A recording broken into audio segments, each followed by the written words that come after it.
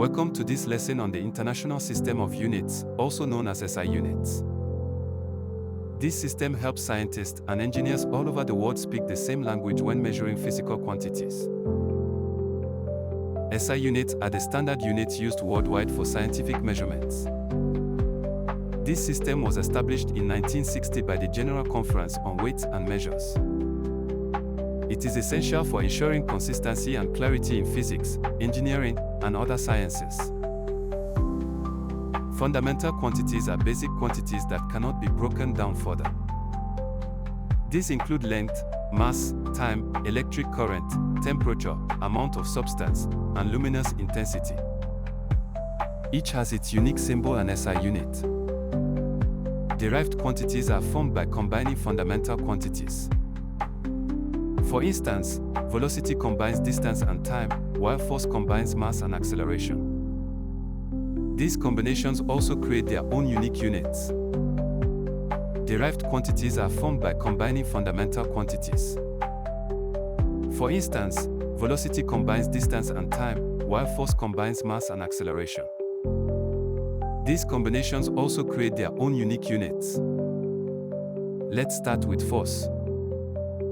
The formula is force equals mass multiplied by acceleration. Now, substitute the units. Mass is in kilograms, and acceleration is in meters per second squared. So the unit becomes kilogram meter per second squared, which is kg times s squared. This is defined as 1 Newton.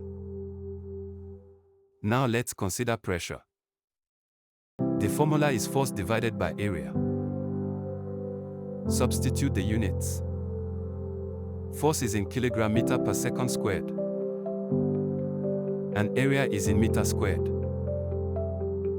Now, we substitute the SI unit of force, which is kilogram meter per second squared.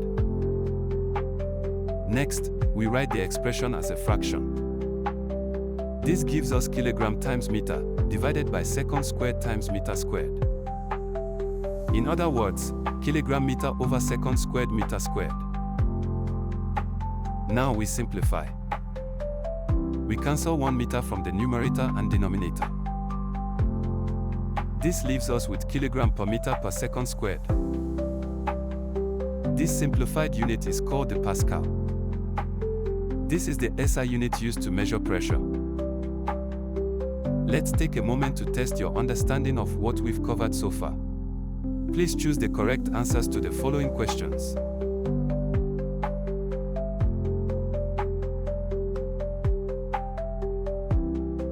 Thanks for watching. To deepen your understanding of any topic, explore our comprehensive resources, including revision notes, past questions, gamified quizzes, and workbooks. These tools are designed to help you master the concepts effectively and enjoyably.